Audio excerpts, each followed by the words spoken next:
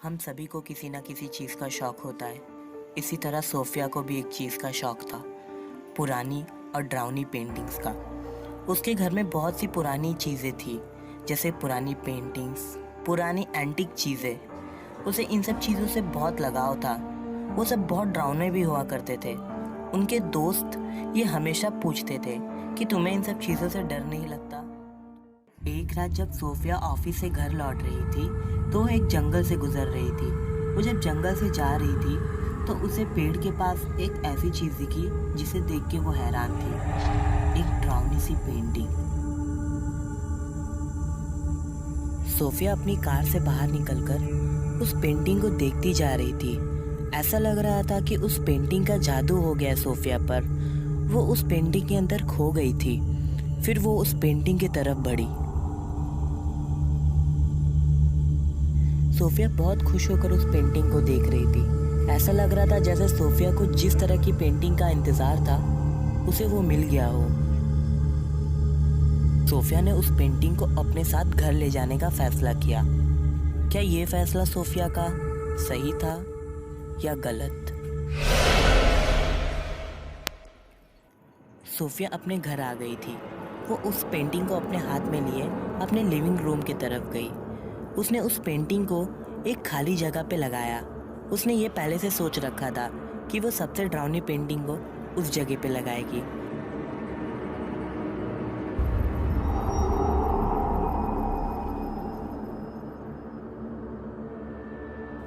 उस पेंटिंग को देख के सोफिया वहाँ पर बहुत खुश थी।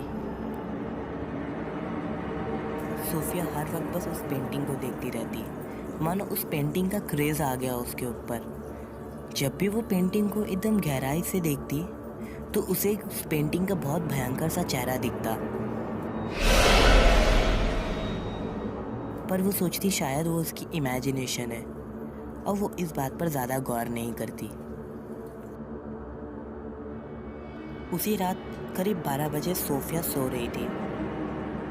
उसे प्यास लगी और उसकी नींद खुल गई। वो पानी पीने के लिए अपने कमरे से निकली और वो किचन की तरफ गई। सोफिया सीढ़ियों से उतरकर किचन की तरफ बढ़ रही थी। उस वक्त पूरे घर में अंधेरा था। सोफिया जब किचन के पास आई तो उसने वो देख लिया जो उसे नहीं देखना चाहिए था। सोफिया ने जब ध्यान से देखा तो उसे देखा कि वो वही पेंटिंग वाली औरत है और वो उसकी तरफ बढ़ रही थी। सोफिया जल्दी जल्दी उस कमरे से बाहर निकली और भागने लगी।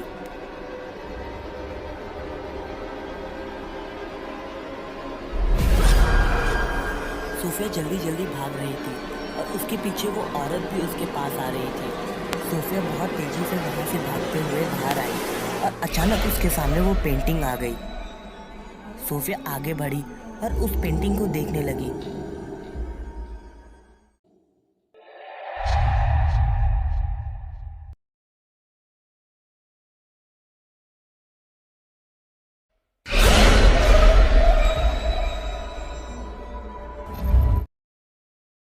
जब सोफिया को होश आया तो उसने अपने आप को जमीन पे पाया। वो उस हादसे के बाद बेहोश हो चुकी थी। उसने आसपास देखा, उसे वो पेंटिंग नहीं दिखी। वो तुरंत उस पेंटिंग वाले कमरे की तरफ दौड़ी।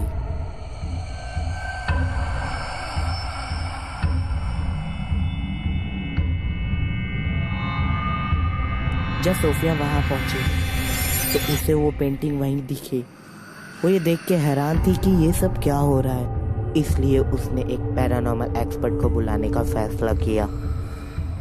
जब पैरानॉर्मल एक्सपर्ट ने उस पेंटिंग की जांच की तो उसे उस पेंटिंग के अंदर कुछ काली शक्तियों का एहसास हुआ। पैरानॉर्मल एक्सपर्ट ने कहा कि हमें घर के बीचों बीच में नॉनवेज या किसी जानवर का मांस रखना होगा। एक कमरे में तुम बंद रहना और दूसरे कमरे में मैं अपने तंत्र के सहारे उसे अपने पास बुलाने की कोशिश करूंगा, पर तुम्हें अपना दरवाज़ा नहीं खोलना होगा। वो तुम्हें बहुत भड़काएगी, पर तुम्हें अपना दरवाज़ा नहीं खोलना होगा, वरना मेरा तंत्र अधूरा रह जाएगा। पैरानॉर्मल एक्सपर्ट ने उसी रात अपना काम करना शुरू कर दिया।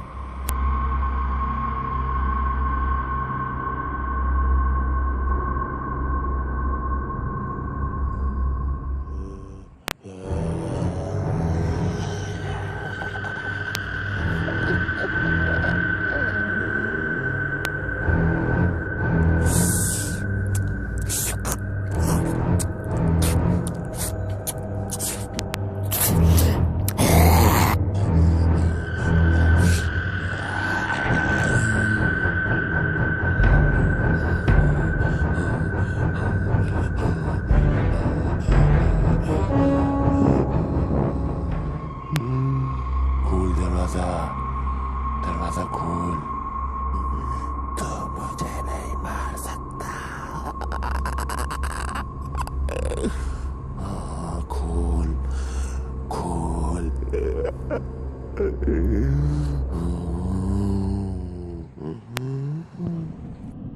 सोफिया, सोफिया, सोफिया, सोफिया, दरवाजा खोलो, हमारा तंत्र पूरा हो गया है। अरे जल्दी दरवाजा खोलो, अब तुम बाहर आ सकती हो, हमारा तंत्र पूरा हो चुका है। ये सुनकर सोफिया ने दरवाजा खोलने का फैसला किया। सोफिया ने जैसे ही दरवाजा खोला, वो देख के दंग रह गई।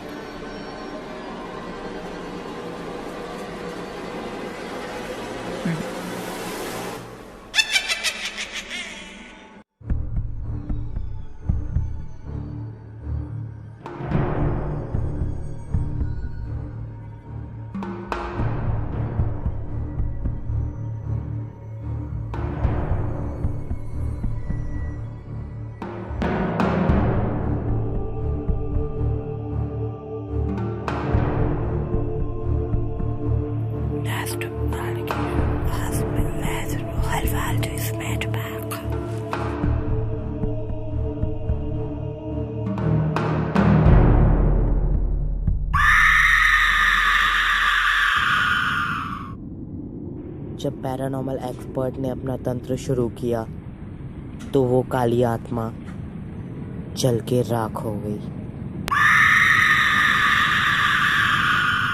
सोफिया ये सब अपनी आंखों से होता देख बहुत ही ज़्यादा शॉक में हो गई थी।